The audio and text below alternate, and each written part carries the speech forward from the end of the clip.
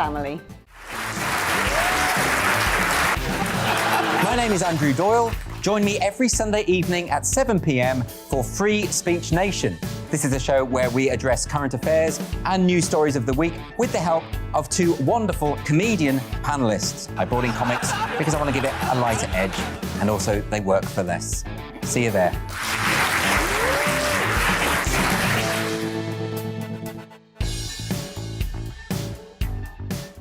Join my show Farage, 7 p.m. till 8 p.m. Monday through Thursday, and there you will get opinion, analysis, debate, and I'll cover stories that nobody else dares to touch. And then for the last 15 minutes, talking pints. We're over a drink. We have a civilised conversation with someone. We very often disagree, but we do it in a grown-up way. Come and join me on Farage.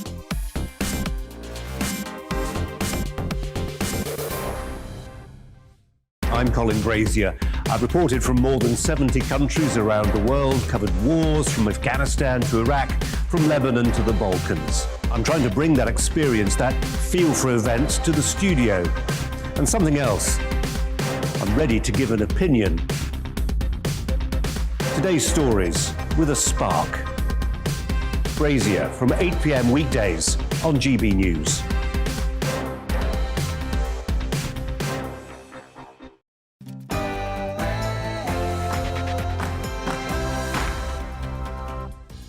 Good morning, it's 9 o'clock and you're watching The Briefing with me, Tom Harwood. Coming up on the show today, we're going to be talking about a huge array of big stories. The terrorist in the Liverpool bombing was reportedly attending mosques in the lead-up to that bombing. We'll be discussing whether this was an Islamist terrorist attack. Also, Brexit news. Could a deal be reached before Christmas to finally sort out the Northern Irish Protocol? And finally, we'll be talking to Transport Secretary Grant Shapps all about whether the government has conducted a great train robbery in the north. All that and so much more coming up in 5 minutes after your news.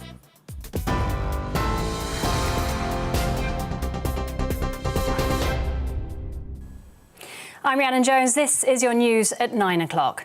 An investigation is underway after 2 women and 2 children died following a house fire in south-east London. Firefighters were called to the property in Bexley Heath at around 8:30 last night. The victims were rescued from the first floor but all died at the scene. A man who got out before firefighters arrived was taken to hospital. The government wasn't fully prepared for the wide-ranging impacts of the pandemic and failed to learn from simulation exercises. That's according to a new report. The National Audit Office says there were no detailed plans on shielding job support schemes or school disruption. It also found that crisis planning had been limited, with most of the government's emergency resources focused on mitigating a no-deal Brexit. You go through simulations, but nothing prepares you for what happened here. This was what was called a novel pathogen. That meant that no one really knew what it was. No one expected it to come. And when it arrived, we didn't really understand its transmission. I mean, it's only recently, really, we've got into this sort of airborne transmission understanding and the importance of ventilation. So I don't think we were prepared for that. British troops are being deployed to Poland's border with Belarus to help tackle the migrant crisis. 100 military engineers will provide practical support and work to reinforce the perimeter. Thousands of people have been gathering along the border in freezing temperatures over the last few weeks. The EU has accused Belarus of deliberately creating the crisis, which Minsk denies. The England and Wales Cricket Board will meet with 18 first-class counties today to discuss equality in sport. It follows Azim Rafiq's allegations of institutional racism following his experience at Yorkshire County Cricket Club. Teams are being asked to sign a 12-point action plan to improve diversity and inclusion. Counties that fail to meet expectations risk having their ECB funding revoked. And staying with cricket, with just weeks to go before the Ashes, Tim Paine has announced he's stepping down as Australia Test captain. It's over an historical misconduct investigation into text messages sent to a female colleague back in 2017. A tearful Paine says he was exonerated, but is stepping down after learning the texts were going to be made public. It's been the greatest privilege of my sporting life to lead the Australian men's test team. I'm grateful for the support of my teammates and proud of what we've been able to achieve together. For the disappointment I have caused to fans and the entire cricket community, I apologise. I will remain a committed member of the Australian cricket team and look forward with anticipation to what is a huge Ashes tour.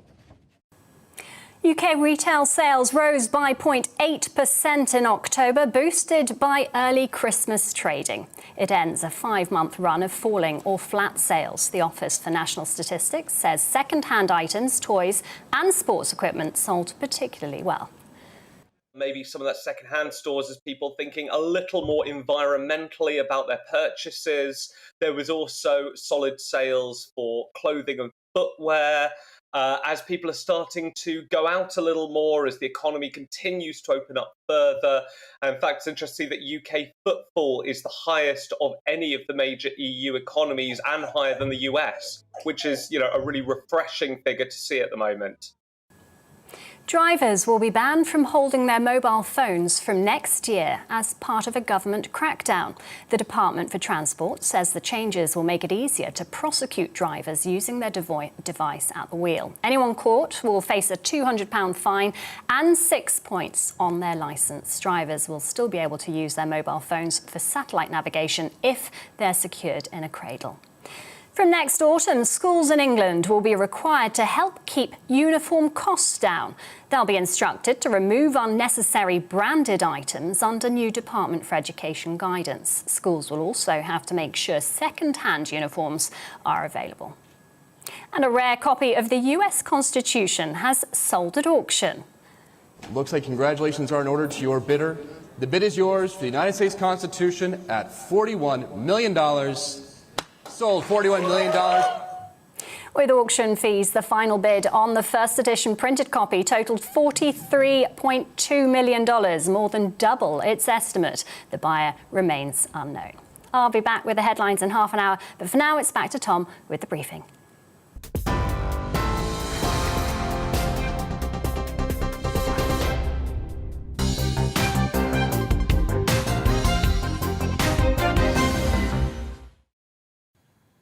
Welcome to the briefing. Now, first we were told that the Liverpool bomber Imad al-Swelmeen had converted to Christianity in 2017. It emerged quickly, however, that he had not been seen in a church since Christmas Day of that same year.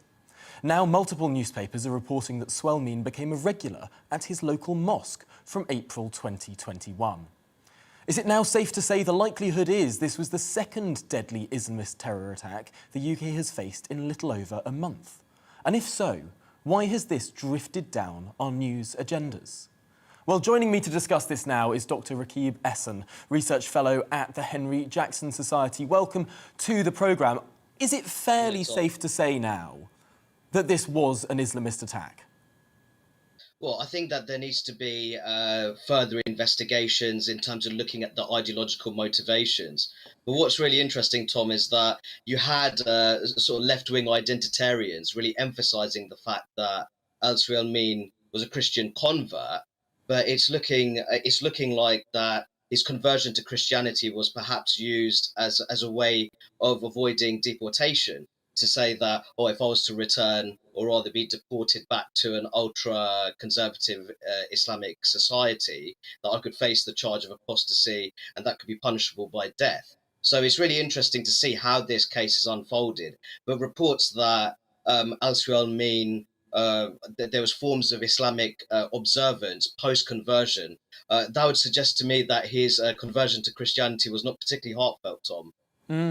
So you're suggesting there that potentially this was a feigned conversion rather than a conversion and then a conversion back again, which I suppose is another possibility.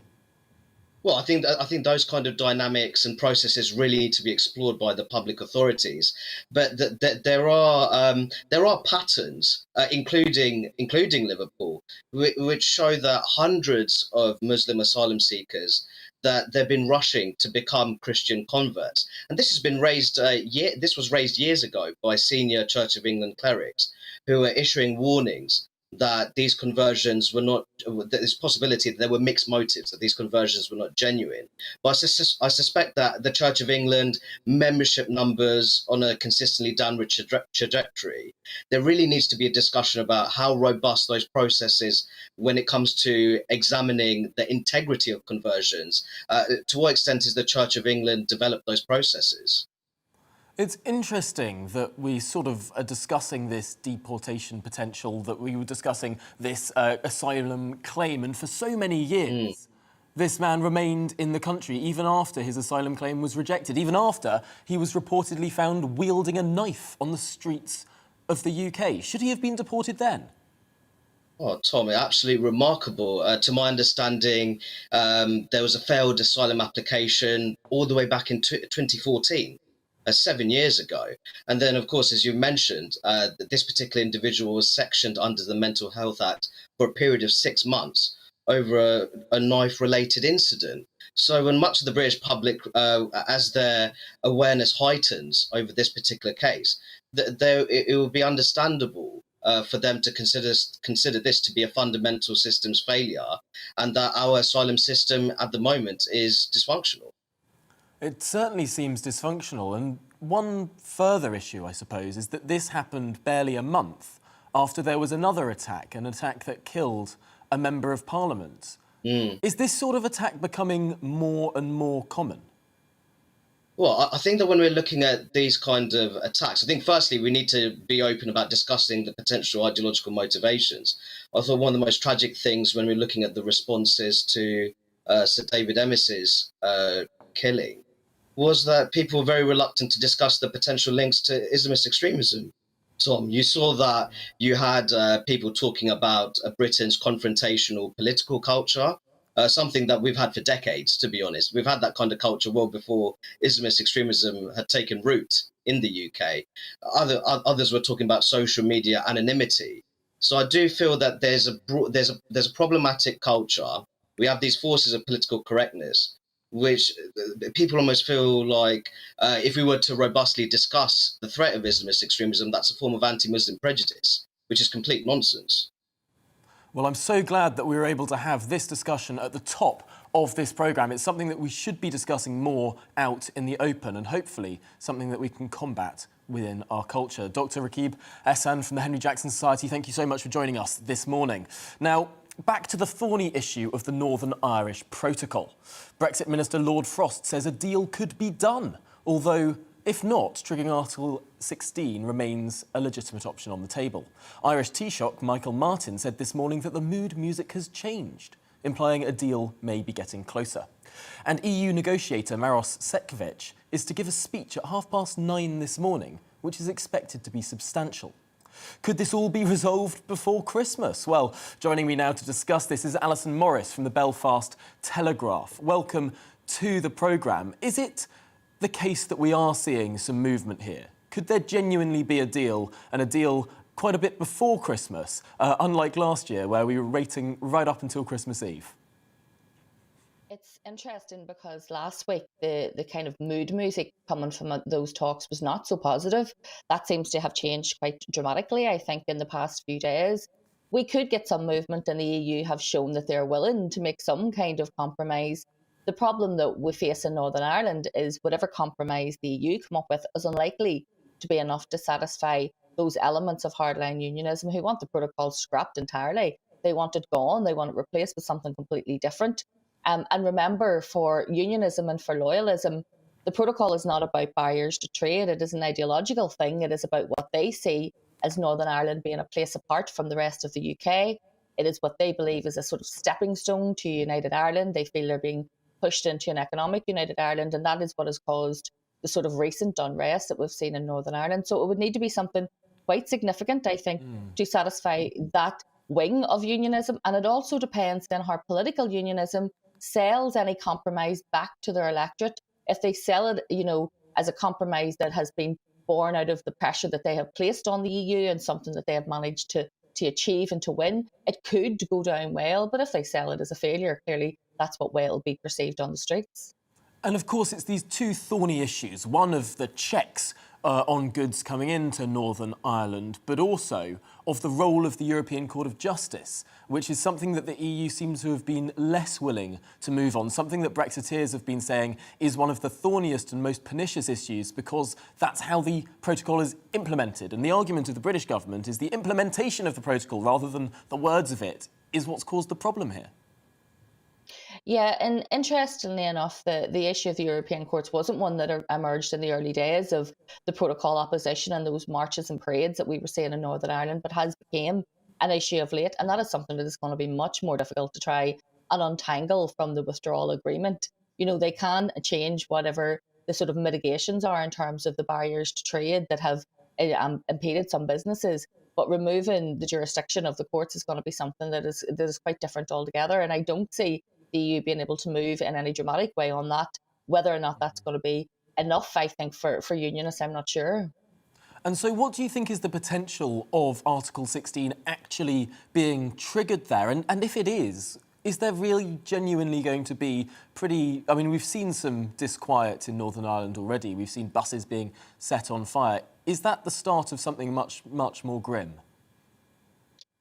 You know, we always hope. We've been through a terrible time. You know, we are in a peace process and we would always like to think that that peace will be maintained. There has been sporadic violence, and I know that loyalist paramilitaries have been behind organising that violence. There has been indication from sources within those paramilitary groups that that violence will continue if the Article 16 isn't triggered. And remember, that is the aim that hardline unionism and loyalism want. They want to put so much pressure onto political unionism, who in turn do put pressure on Lord Frost to ensure that Article 16 is triggered. The British government are going to have to show that the compromise that they have come up with is better than the alternative of triggering Article 16, which, as we know, is the nuclear option. You know, that is something, and it will have to be replaced. So I think that we haven't actually stepped this out beyond what happens after Article 16 is triggered, because we know it has to be replaced with something. And whatever it's replaced with, those checks have to take place somewhere. Where are they going to take place? If they have to take place on the border, either on the north side or on the southern side of the border, well, then what are the sort of logistical implications and the political implications of that? And all of this, I think, you know, is something that will come after we hear what the EU are suggesting or what they have put on the table this week. But, you know, I'm one of those cynics. I know, like yourself, you know, when you work in journalism and you work in this, we know that these deals are very rarely done on time. They're very rarely done ahead of schedule. This is likely to be something that we're all, you know, sitting here, you know, with our mulled wine, waiting on an answer to somewhere closer to Christmas. Well, let's hope that it doesn't last as long as it did last year. I remember writing an article on Christmas Eve. Well, hopefully it's sorted out before then. But for now, Alison Morris, thank you very much for joining us from the Belfast Telegraph, of course, there. Right, well, this week a deal was struck between the Defence Minister, Ben Wallace, and the Ukrainian government, supplying warships and missiles to the country. The agreement will see the UK supply 2 mine countermeasure ships, 8 missile ships, and extra weapons systems for existing ships. This comes as over 100,000 Russian troops build up on Ukraine's eastern border. Well, joining me now to talk through what this means for Britain is Mark Francois, of course, the Conservative MP and member of the Defence Select Committee. Mark, welcome to the programme. Is this deal more than just a monetary deal for Britain? Is this something that talks to our values and potentially our involvement? Yes, there's an important political point here about the need to bolster and strengthen the Ukraine. Remember, the Ukraine is not a part of NATO, but they are a democracy, and it is in our common interest to stand by the people of Ukraine against Russian expansionism. So this provision of military equipment is one practical way that we can aid the Ukrainians in standing up to what is now clearly an expansionist Russia. What do you think the likelihood is that those 100,000 troops that are now on Ukraine's border, that they might actually enter the country, that there could be conflict in the east of Europe? It's not impossible. Putin has done this before. He's, deployed forces on the border en masse and then sent them back to barracks. So it is difficult to say the definite whether or not, if you like, this is a massive diplomatic bluff. But what we do know is we're seeing problems cropping up in the Balkans. We've now got this issue with the Ukraine. And I wouldn't be completely surprised if we now start seeing the Russian minority in the Baltic states cutting up in Latvia, Lithuania, and Estonia.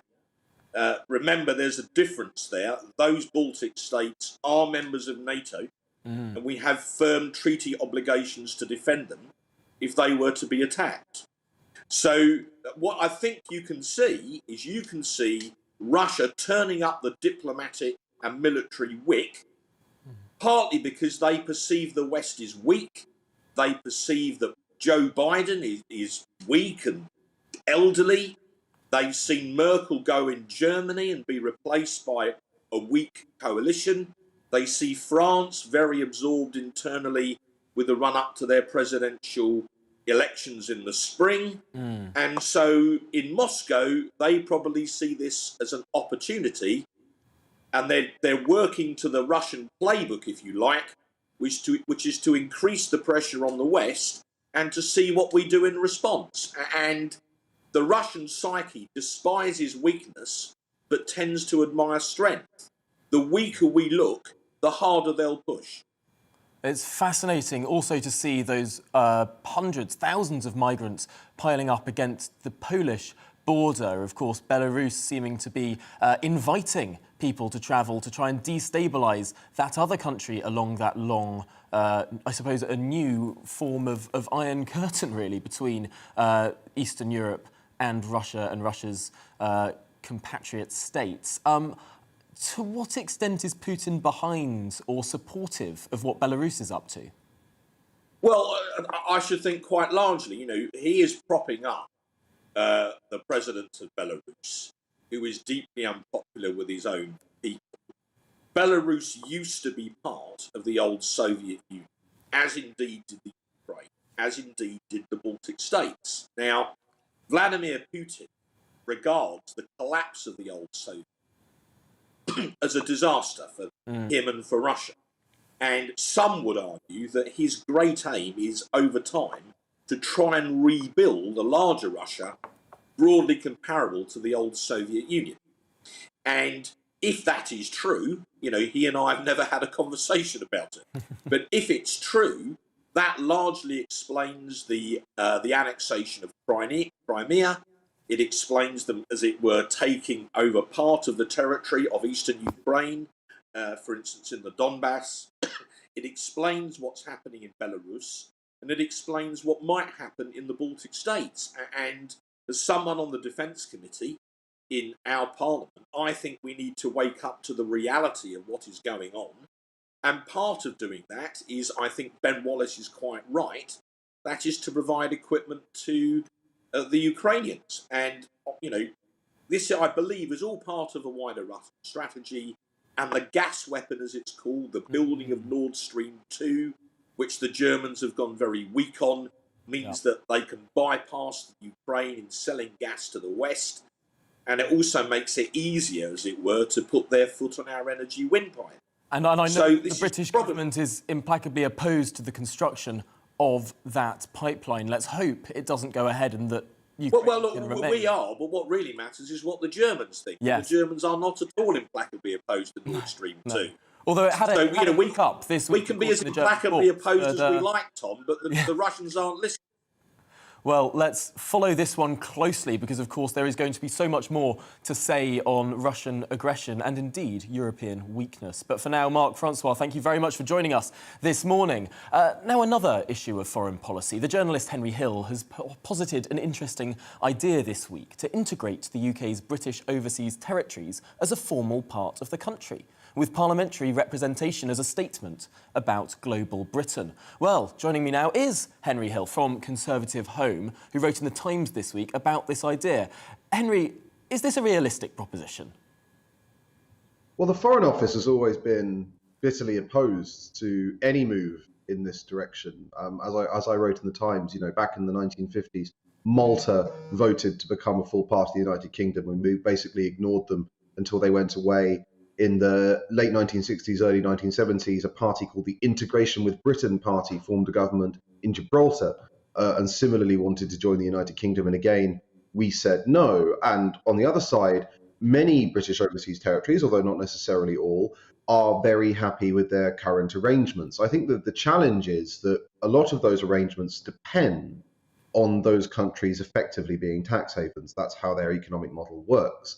And if the government is determined to put the United Kingdom at the heart of this sort of global push to crack down on tax avoidance, then the fact that the British government owns effectively a series of tax havens is very awkward. And if you want to do anything about that, you need to provide an alternative model for these territories to base their economies on. And I think integration would probably have to be part of the solution to that. Now, that all sounds relatively expensive. If these overseas territories get their cash through having lower rates of tax and get integrated and their tax rates go up as a result, and the UK state starts having to fund NHSs in all of these parts of the world as well, suddenly that sounds like a bit of a burden for the British taxpayer. Well, I think the point is, one, these people would be British taxpayers as well. You know, with the possible exception of Bermuda, all of these territories seem to have settled on at least a medium-term relationship with the United Kingdom.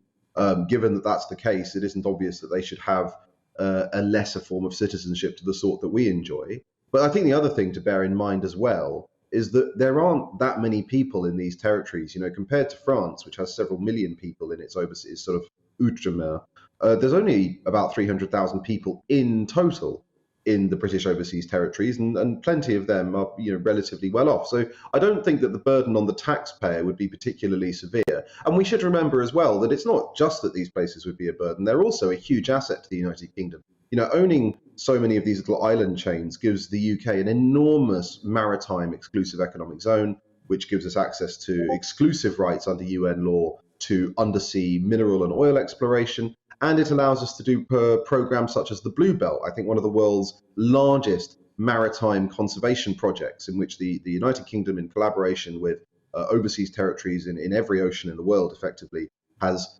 declared vast amounts of the seabed to be immune from economic and commercial exploitation. The only reason that's possible is because these territories have an ongoing relationship with the United Kingdom, and that includes a fiscal relationship. Because if they were independent and that didn't exist, they would come under enormous pressure to allow exploitation. And potentially these islands are becoming more significant in a global Britain sense. The reason why the United Kingdom is able to apply to join the CPTPP, that Trans-Pacific Partnership Economic Zone, is because I believe we own the Pitcairn Islands, which are, of course, in the Pacific, which allows the UK, a country the other side of the world, to join this trade area. I mean, I honestly was not aware that owning Pitcairn was the basis on which we could apply to join that alliance. That's extraordinary. Pitcairn is, for viewers who don't know, is our only Pacific territory, and it's basically an island on which the Mutineers and the Bounty washed up on, and it has a population of about 50. It's absolutely extraordinary. But yeah, but these territories, I think this is the thing, they are assets. And it's been really unfortunate the way that since World War II, the British government has taken a really lackluster approach to a lot of these areas. You know, France, they decided, you know, they pivot when they did their pivot away from empire. They decided a lot of these areas that did want to stay French, areas such as Réunion and the Indian Ocean and so on, if they were going to stay French, they were going to be French, and they became fully integrated parts of the Republic. We've ended up stuck in this kind of post-imperial limbo where these territories aren't going to become independent. You know, the sort of 60s, 70s push to force countries out of British control is over, but they also aren't going to become British, and instead they just sort of hang around in some intermediate space. I think we can afford to be a lot bolder about this, a lot more imaginative, and say, look, you know, fundamentally, if these people want to be British citizens, and we want them to be British citizens, let's make that work. Let's actually build positively on that arrangement. So why didn't we do that? Why were the French able to sort of have this more bold position as they decolonised? And why did Britain decide to sort of let so many places go? Is this just sort of post-war declinism? Is that sort of mindset? To an extent, yeah. France certainly raged against the dying of the light much harder than we did. It's important to stress that in a lot of ways, this is a byproduct of what was generally a positive trend. You know, if you look at the way that the British decolonized many of the bits of the empire that really did want to leave, we did it in a much more peaceable and amicable fashion than did some of the other European countries which fought harder to hold on to their territories. But so that's good, right? That's absolutely fine. The problem is that we didn't then seem to really realize that, no, there were areas that actually did just want to stay part of the country in the long term, and there was no thinking in the Foreign Office about what that might look like. Now, you can sort of understand in the 1950s and 1960s, when the winds of change are still blowing, and you really don't know whether or not any of these places will still want to be British in 10 or 15 years' time, you can see why there might be some hesitancy. But now, I think it's much less excusable. And it is really unfortunate. I think it's always remarkable when people are reminded that, I think it was in 1954, 1955, Malta voted overwhelmingly to become part of the United Kingdom. This is a territory which we'd awarded the George Cross for its extraordinary service during World War II.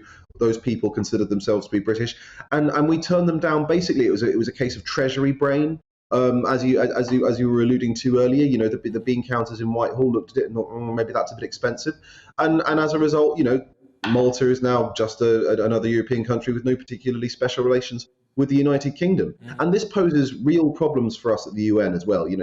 France does get some trouble at the UN for a handful of its territories which aren't self-governing, but the fact that most of France's overseas territories are part of the French Republic means that they don't count as non-self-governing territories, and they're not constantly being barracked by the UN about them. Now, with regards to somewhere like Gibraltar, this could be very important. If Gibraltar was a formally integrated part of the United Kingdom, sending a member of Parliament to Westminster, I don't think one member of Parliament is going to make a difference in the balance of power inside the United Kingdom, but it will make Gibraltar's position in international law a lot stronger vis-a-vis Spanish claims and the European Union. No, it is a fascinating topic of discussion, Henry. Thank you so much for coming on to talk about it. I hope that potentially it'll be picked up by some legislators as well. Well, I want to spend a second now to talk about the integrated rail plan that was published yesterday. It cancelled what was known as high-speed rail for the north, HS3 as it became branded by George Osborne. And it meant that we got into the peculiar situation where front pages of newspapers across the country today can call this a great train robbery, when in fact the government is spending tens of billions of pounds on rail upgrades. By over-promising a couple of years ago, the government has set itself up for a fall. And now if we look at the summary of benefits within this integrated rail plan, we can see that journey times are getting quicker just about everywhere, but not as quick as they would have been under the old plan. And that's the difference. That's the cognitive dissonance that we're seeing. That number one, the government is saying, look, we're improving the rail, it's getting much better. And also, number two, the Labour Party can say the rail system is being cut back. It's being cut back from where it would have been. And that is a problem of trust. Well, that's it for me today on The Briefing. Catch me again at 9 a.m. on Monday. Coming up next, though, it's To The Point with Patrick Christys and Inaya Lauren Iman. But first, here's the weather. It's time to remind ourselves there's always another winter. Canary Islands sponsors the weather. Hello again, good morning. A change in the weather takes place this weekend with colder and brighter weather arriving from the north. But for today, it's more of the same. A mild start, a lot of cloud in the sky. One key difference today is I think there'll be a bit more sunshine in a few spots compared to yesterday. But overall, we've still got this very mild, blustery westerly breeze. Weather fronts still affecting northern Scotland to bring more persistent rain here, and that strong wind continuing to bounce over the hills of northern England as well as Scotland. So wet and windy for northern Scotland throughout much of the day. Cloudy skies elsewhere, but a better chance, I think, compared to yesterday, for example, of some cloud breaks. For example, central and eastern England, and perhaps even a few cloud breaks there. Some sunshine for northeast Scotland, eventually Northern Ireland, parts of northern England. We'll get the cloud breaks. 15 or even 16 Celsius is possible, so very mild once again, 13s and 14s elsewhere. But it's going to feel unpleasant under that persistent rain for the north of Scotland. I think Shetland largely avoiding the rain through the day, and then into the evening the rain edges a little bit further south at times, but overall it sticks there in the far north. Cloudy skies elsewhere, the cloud increasing overnight, and with that cloud cover once again it's a mild night, 8 to 10 Celsius typically tomorrow morning. But it's a wet start for northern Scotland. That persistent and in places heavy rain continues for the first few hours, then it starts to push south. It arrives into Northern Ireland, central and southern Scotland by lunchtime, so turning wet here. But as the rain sinks south, it also becomes less heavy. It becomes a bit patchier and it clears, so that later in the afternoon, Scotland and Northern Ireland sees brighter skies with a few blustery showers turning up and feeling colder, while it stays cloudy and fairly mild in the south. That rain, though, does clear through all areas on Saturday night. It clears to much